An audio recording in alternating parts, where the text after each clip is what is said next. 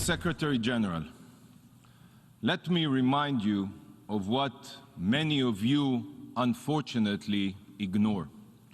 Hamas is an internationally designated jihadi terrorist organization that has fired more than 4,000 rockets at Israeli cities over the last 11 days. Right now, as I speak to you, Israeli civilians are running to find shelter from Hamas's indiscriminate attacks.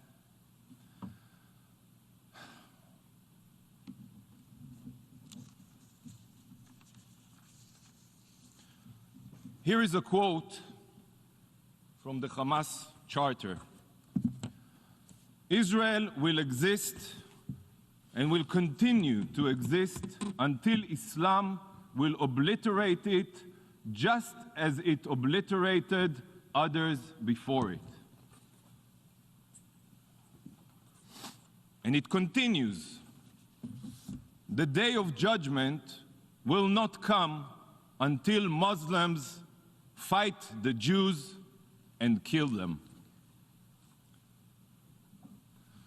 Now let me remind you of another charter, one that some of you seem to have forgotten, the UN Charter, which was formulated in the wake of the horrors of the World War II and the Nazi genocide of the Jewish people.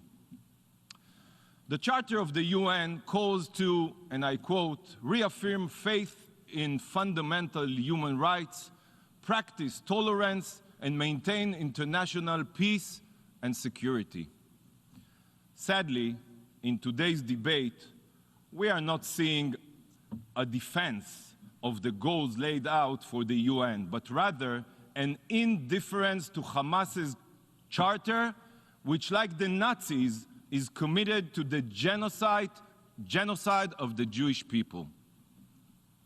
We see an attempt to create a false moral equivalence, an immoral equivalence between Israel, a democracy that seeks peace and abides by international law, and a murderous terrorist organization with an ideology similar to ISIS that is carrying out the double war crime of firing at Israeli civilians while hiding its weapons behind Palestinian civilians, using them as human shields. This is what today's debate should be about. It is about who takes steps to support the values of the UN Charter and who takes steps to ignore the values of the Hamas Charter.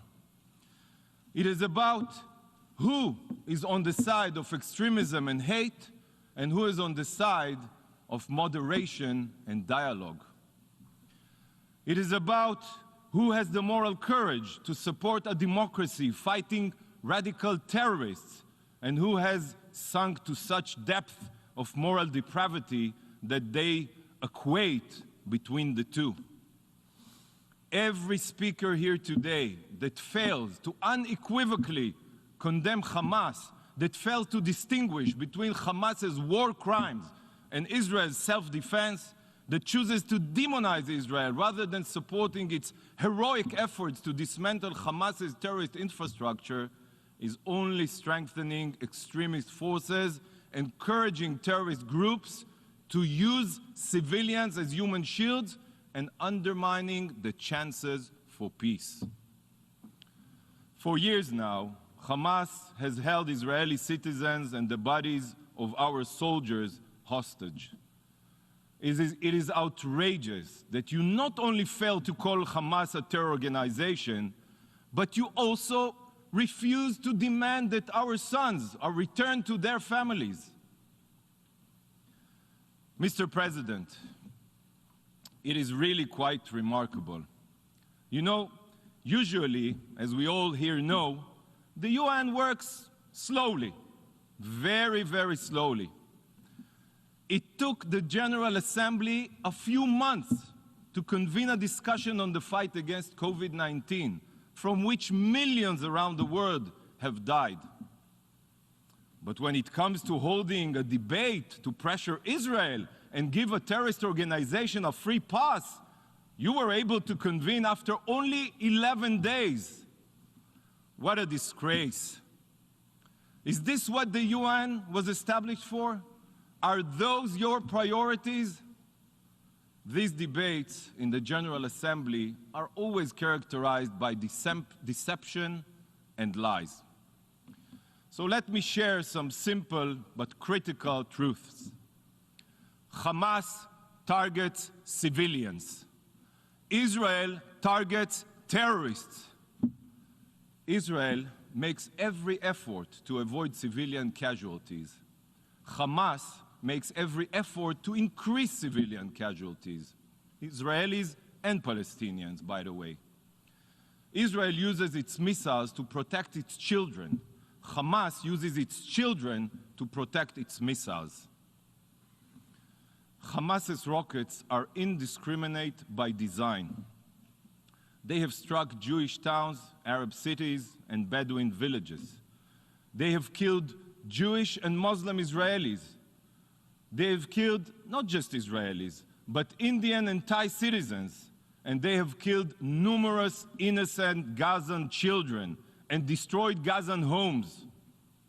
Mr. President, are you aware that out of every 100 rockets fired by Hamas at Israel, approximately 25 fall on Gaza, spreading death and destruction among Hamas's own people? So while Hamas rockets are indiscriminate, Israel's strikes are precise, surgical. We go above and beyond the demands of international law. How many militaries warn civilians with phone calls and text messages to evacuate buildings hiding terror centers in order to avoid collateral damage? Yet, despite our greatest efforts, Hamas's cynical ploy of building a subterranean terror metro beneath schools, maternity wards, and mosques in order to cause the death of civilians, sadly, works. But we must not forget, Hamas is to blame for those fatalities as well. As an Israeli and as a Jew, I am deeply, deeply pained by every civilian casualty. But while Israel sees every civilian death as a tragedy, Hamas sees every Israeli civilian death as a victory in its campaign of jihad, and every Palestinian civilian death as a victory in its propaganda campaign. I have heard voices in this hall accusing Israel of a disproportionate response based on the different number of Israeli and Palestinian casualties. Well, if the UN General Assembly had existed during the Nazi regime, would it have held a special session to condemn the Allies for their disproportionate response and the large number of German casualties? Would it have urged them to show restraint in the face of Hitler, the Nazi army, and their supporters? I don't think so. Did the General Assembly hold an emergency debate to condemn coalition forces for acting disproportionately in their fight against ISIS? You and everyone around the world know the answer to that question. And let me be clear. This is not a war between Israel and the people of Gaza. No. This is not a war between Israel and the Palestinians. This is a war only between Israel and Hamas. We will never apologize for defending our citizens, even if some of the countries here might be happy to see a greater number of dead Jews. Mr. President, these are the facts. And here is one more critical fact that you should take into account as you choose which side of history you will be on today. The massive, unprovoked Hamas assault had nothing to do with the legal dispute in Sheikh Jarrah or the situation in the Al-Aqsa Mosque. Nothing. In fact, during this Ramadan and throughout the year, like every year, hundreds of thousands of Muslims prayed peacefully at Al-Aqsa Mosque. Israel's police were forced to enter the Temple Mount only after Hamas encouraged Palestinian extremists to store weapons at the holy site and to desecrate its sanctity by turning it into a launching pad for attacks on Jewish worshippers and on the police. Look at this photograph.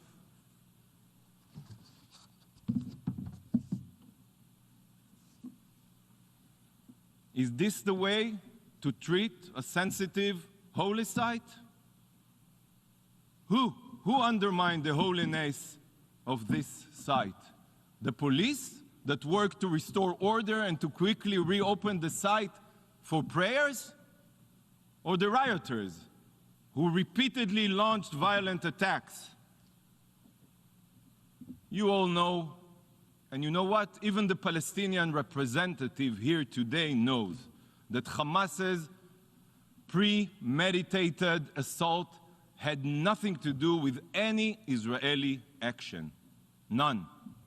This was all the result of Hamas's frustration with President Abbas's decision to cancel the election and its desire to increase its political influence in East Jerusalem and the West Bank.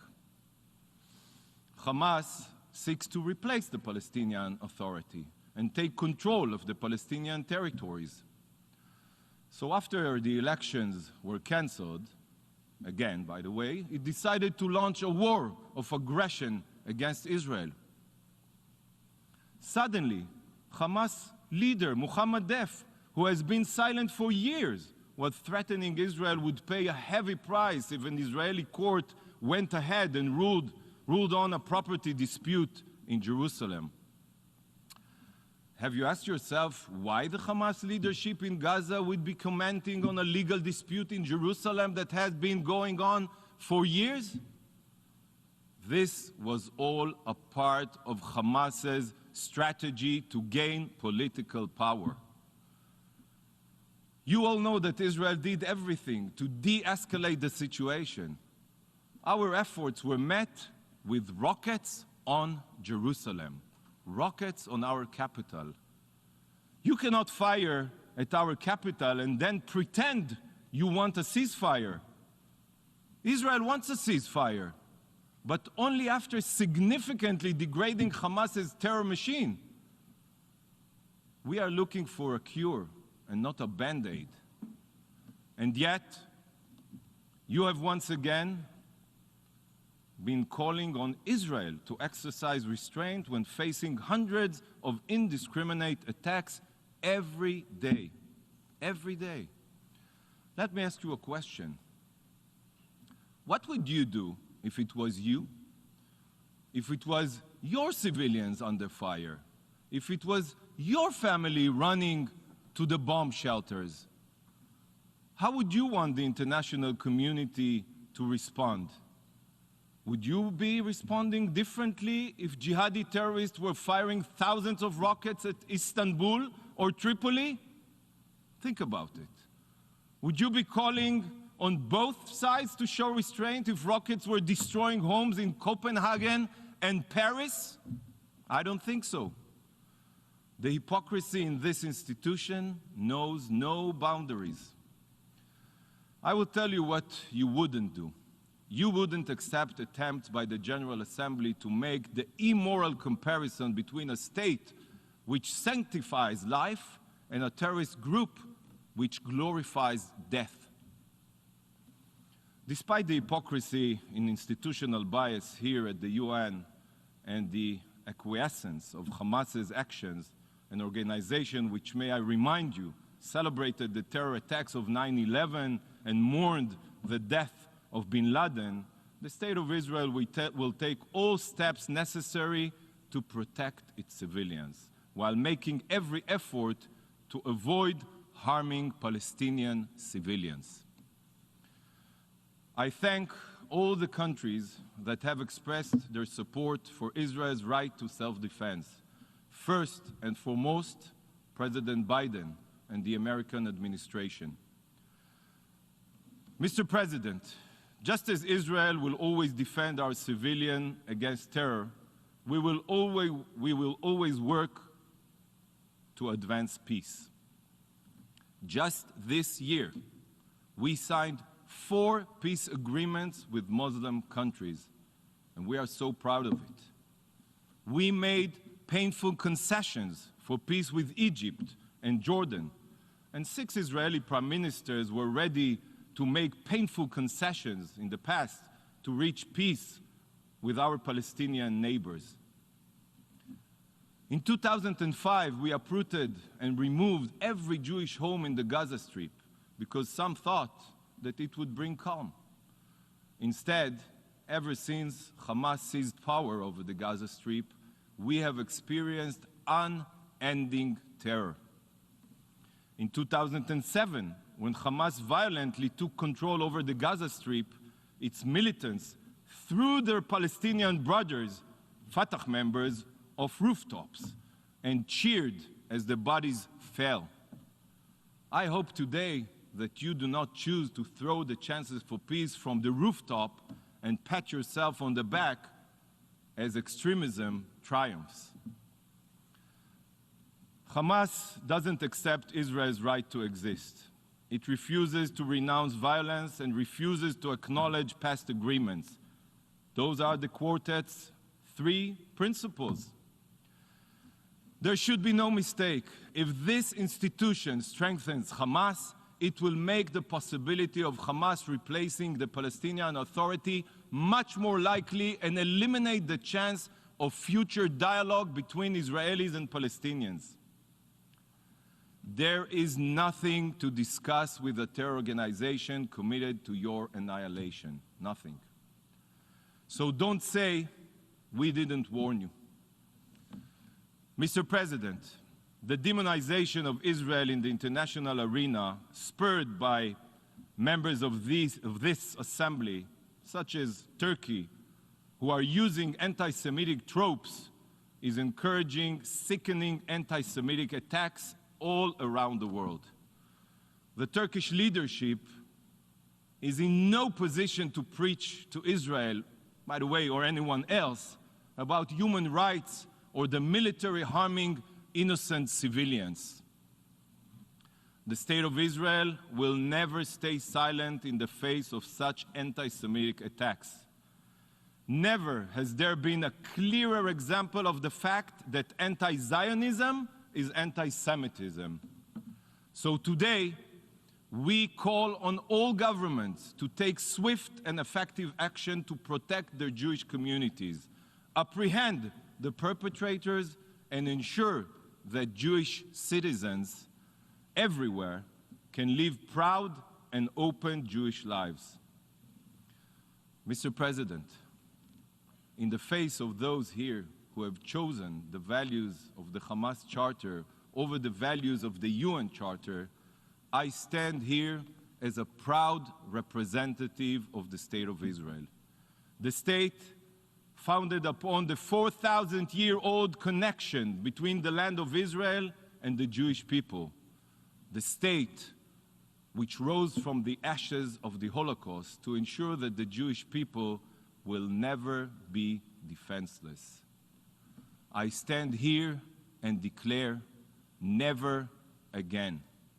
The State of Israel will always do whatever is necessary to defend our people, and we will do so while continuing to protect human lives and aspiring to peace with all of our neighbors. Thank you, Mr. President.